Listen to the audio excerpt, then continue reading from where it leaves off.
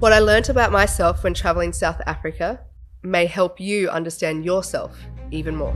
South Africa taught me how important it is for people to think for themselves. Are you thinking for you? I may not have to spend my days worrying about being murdered, but the people I met in South Africa opened my eyes to a reality that is theirs. Learn more about that in this episode. Welcome to Life by 8, your blueprint for living the most extraordinary life. I am Rebecca Grugan, your life architect on this journey to designing your ultimate life. If you are ready to level up using values levels, understanding yourself with the energetic blueprint, our 8 pillars to human wellness framework, this is for you. You are in the right place, so let's go.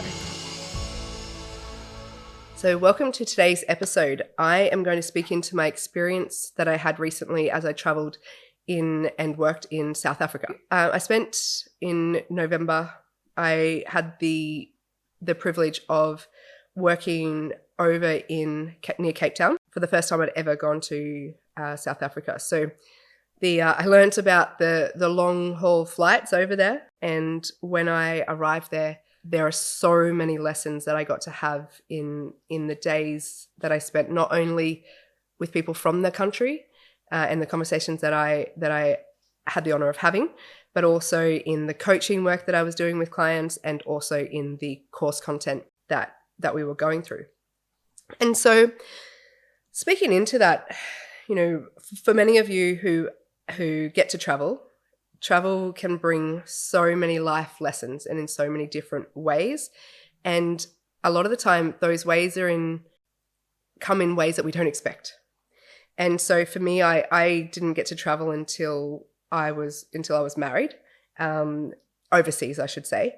And so my first ever experience was on our honeymoon when we went to Vietnam. And I just remember that experience of how much I learnt when I am overseas and in different cultures and immerse myself in cultures that are not my own. And so this recent one in South Africa, it wasn't something that had come with a lot of planning. I had met somebody when I was in Sydney. He wanted me to come across for multiple different reasons to coach him through that experience. And so there was only like 2 weeks between meeting and me going over. It wasn't something that I got to build up or prepare for, or I went for work. One of the first things that I'll probably say is that my boys are 12 and 7, and for them to question, are you going to be safe, gave me a reality check of this country is not as safe as the ones I've been to previously. And so I sat with that and I allowed that to be something that I became comfortable with. So what do I need to put in place? What are the recommendations when you travel to countries like South Africa, in particular, in this case, Cape Town? We had transport. I was traveling by myself at this stage, and we had transport arranged to pick me up from the airport and to take me to the accommodation. I did have a sense of safety, knowing that there would be somebody there who would have my name on a board or on a phone, and I knew where I was going without having to experience trying to work out, is the Uber I'm getting to safe or not. I got to have a beautiful conversation with, her name was Layla, and she lives in Cape Town. We got to speak about the shanty towns and the divide between black and colour, black-white colour. I got to learn more about the crime rate and the murder capital of the world type, I guess, branding that comes with when people talk about South Africa, and how it actually plays out for those who live there. And there was so many insights that I got from her, and so much compassion that I got to have, because this is not just about people who travel who may not be safe. This is also for people who aren't safe from their own neighbours. So in many of the shanty towns, you go through this highway from the airport, and on one side is these villages and these places, and then on the other side there is as well. And then what I got to learn was one side was completely all blacks and one side was completely all colours. But the thing is, it's not war against each other, it's actually internal. And how I got to learn more about that was from an Uber driver that I had who then spoke into, he lives in the shanty towns and is Black himself, and he was talking about what it takes for him to get his family out of there to be able to live or move into town. The safety and security that he doesn't have from his own people, as he would describe it. And so, he would leave to go out for work and have no idea if his wife and children would be alive when he'd come home. His wife would walk to the grocery store, and from that, they wouldn't be able to have the groceries because they get stolen from her. Like, she had recently, the week before, a car had pulled up and held a gun to her head and asked for her phone. She had to throw her phone into this car and it just drove off. This is people's daily lives. So we can talk about statistics and whether or not as a tourist, am I safe? Are the people who actually live there safe? And so the insight I got from that, which is something that I really make an effort of when I do travel, is to go where the tourists don't go, where the people live. Now, I did not go into any of these spaces because I was able to learn from the people who live there how unsafe it is. However, I wanted to understand more. And so what was really great about those conversations is that they were willing to be open and honest about them. And I got to learn about how, the tourism keeps them afloat and how they have to make the most out of, a situation, November to January being key core periods. And then they have to save that money or try to save that money until the tourism season comes again. And that it's not a continual income. But then they'll save money, but then stuff gets stolen from them and they're just in this vicious cycle of trying to survive. But he was so beautifully upbeat about it and so hopeful. And we then got to experience having a conversation of what it's like to how people get defensive when it comes to racism, how we view each side, me being white and him being Black in this conversation specifically. Oh, the amount of learnings that I got from that one conversation, the amount of compassion that I have, I already had some, but I just was able to have this full-on conversation of somebody who's living this reality at the moment. And so that compassion grew, and I am so much more passionate than I was previously, or more, I guess, want to advocate for people to understand what it's like to be in a place where you aren't understood.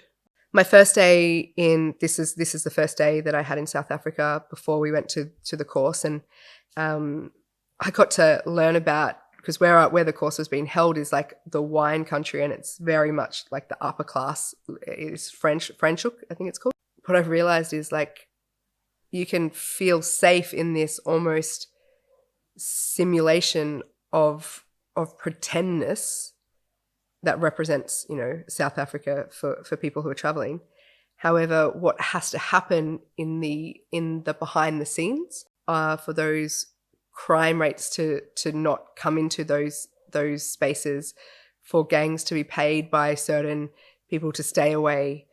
Like, this stuff was so real, and hearing it from the mouths of people who live there, who experience it, was so huge. So it was no longer an assumption, it was a reality for me to be like, that false sense of security that people get in certain places. It matched like my experience that I had at Hamilton Island, which felt like this like movie scene as you go through on these carts and these white buildings and on the serene ocean, and it didn't feel completely real. It was like a movie set.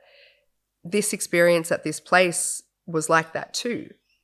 When just outside the gate, you could be walking and killed for your shoes. Like, the polarity of those two realities was insane to experience. Another lesson that came from these conversations with people who were working at where I was staying, I asked a male who lived there his whole life, and was it safe for me to go out of the gates for a run? And he's like, yeah, absolutely. You can run to town. It's about 20 minutes or what have you. And then I asked a female, was it safe for me to do so? And she was like, no, it's not. And so the lesson I actually got was, if you ask a male, is it safe? if they've never experienced fear for their life, which many, many females, when you ask them, they'll put their hands up, have they ever had moments in their life where they have felt unsafe? Most people will put their hand up. So a lesson for me in there was making sure that where I got from my information from matched the experience that that person was going to have, so that I actually could have discernment. Because if you've never experienced fear, why would you say there's nothing to worry about? Because he never had. And yet she had, and she lived there. So I then I chose to make my exercise around the property that we were staying at, so that that safety was felt by me and for everybody I was with. So that was another core lesson that I learned out in South Africa.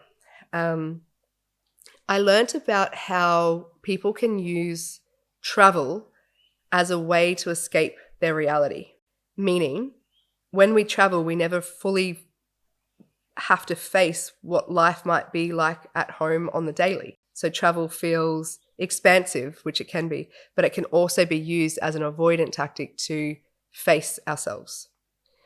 And so as I had the privilege to coach people in the process whilst they were traveling, I got to see this play out and how impactful travel is in the positive and in the negative, both ways. The vulnerability that we have when we travel strengthened my belief system around people who actually migrate to different countries and what they have to go through with that change, whether that change is forced upon them from displacement or if it's a choice that they're making for lifestyle. And so another learning for me was how deeply that experience is and how brave somebody doing that has to be to go through it. In the course content, a lesson for me, without going into it for full privacy reasons, is my ability to go all in. So when you are a coach and you are in what can feel like a coaching silo where everybody around you is a coach and everybody talks to everybody, and you feel like you can't at times show up fully as who you are, what I got to learn was what I needed in a mentor or in a coach or in a leader. For me, I needed to fully be able to trust them. I needed to make sure that they are authentic and that they show up as they are, without manipulation. What is their motive? What is their intention? And I got to learn how important that was for me to have the ability to be vulnerable, for me to have the ability to go all in, which I had that in this experience. And when I get to have those moments and go all in as the client or as the individual through the experience, the profound breakthroughs that can come from that. I had multiple different experiences that change and are changing the trajectory of my life, but I also got to understand and make sense of why my clients feel great when they're with me or when they're doing the work, because I show up as who I am for them, and that my intention and what my intention is real, and that they can see that. In the lessons that I learned through this one I'm sharing with you, it also means that for those of you who follow me online or in our community and you may not coach with me, you are going to see a lot more of behind the scenes. Because yes, personal brand is important, branding is important in itself. However, you can only take people as deep as you are willing to go yourself. And the only way that I can help others more to see how to choose their mentors and their coaches and their leaders is to explain how I do. Because there's a period of time over the last couple of months that you'll notice that I've been speaking into what I think is the reality of the coaching industry and people taking advantage of others. And for some of you that may have come across as negative, and I still believe that to be true. But I want to also speak into the solutions focus, not just the problems focus. And I want you to understand how to have that discernment and be able to make sense of what you need to be able to get the breakthrough and the questions to ask and those sort of things. So to have that as a coach, to have that experience with a mentor or leader that I did fully trust, fully had all the things that I needed to be able to go there. I want to show people or help people understand how to do that for themselves too, in more depth. So you'll see more of that as well. What else did I learn? I am really proud of myself for when I commit to something, doing what I say I'll do. Meaning this opportunity to go to South Africa came up after I'd already had booked a commitment and a paid speaking gig down in Melbourne for a company. And that was midway through the South African experience of coaching and these courses. Even though it was hard, the travel was hard, of going to South Africa for a week, coming back, flying to Melbourne, and then going back to Africa for a few days, the toll in which that travel took on my body and on my businesses and the hustle and the work that I needed to do to make all that happen. I'm super proud of myself for saying and doing and seeing that commitment the whole way through, and serving people that were looking forward to me serving them, being able to do that. And so it's all worth it. So even when something feels hard and you may not be looking forward to each part of it, that pride that you get to feel when you actually do what you say you'll do is worth it every single time. And it allows you to trust yourself, but also for people to trust you, because you do what you say you'll do. And what other lessons have I learned? I learned that penguins are in South Africa. I didn't have the time because I came back to Australia and then went back to go on a safari. But Cape Town has these penguins that are only ever in South Africa. So it was really interesting because my youngest son had asked me to bring him a plush toy back, and he assumed it was going to be like a lion or an elephant or a tiger or something, and he got a penguin. He's like, what? But it was a really cool conversation to have around how the unexpected can show up and these lessons that we get to learn. And so when I went on this day trip and we went and saw the penguins, I got to have this really, like, I know that, and I've heard that penguins mate for life, but I got to understand the things that I'd learnt energetically about monogamy and sex, and then being able to see and apply it to the lesson I'd learnt about the penguins and their monogamy for life, how they breed and how they look after each other and how they feed their young and look after their young and how they identify each other. All of these different things I got to apply to that lesson. And so overall, knowing that the dots always connect and that you will learn something in more detail if you can find a way to link it to something you already know. So that was a huge fundamental shift in the course content. Like I'm already pretty awesome at mapping things across to different things that might not seem related, but they are. But the lesson about the conscious and unconscious mind and how it is easier for you to learn if you can find a way to apply those lessons to something that you already know, how it sticks and how it shifts. That was a huge lesson. And I was given a way to explain that to my clients and the people I work with in my community. Yeah, lots and lots was learnt over in that experience. How it transforms my everyday life now. The way I show up is in all the ways. It's not just about blame. It's not just about who is doing what or people's intentions, whether they're positive or negative. It's about how to show up as you, no matter what is going on around you, and allowing people to see all of me, all emotions, and how to somatically release those. And it doubled down for me the importance of more people knowing NLP, knowing the way they think and how to change the way they think, because controlling your mind is controlling your life. And since the birth of social media, your mind is worth money to other people. And so if you're not in control of your mind, who is, and who is making money from that?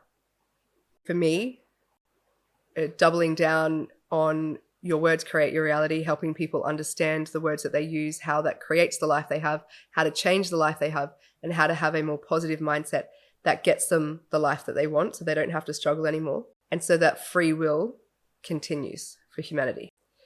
Because when I have seen and what I have experienced is what happens when you no longer have free will.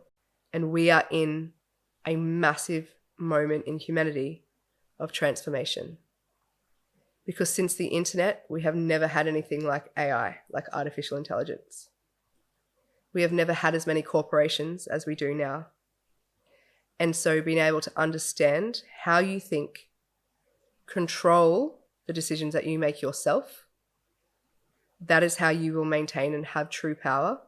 Because at the rate that we are adopting AI, you may never again be able to think for yourself.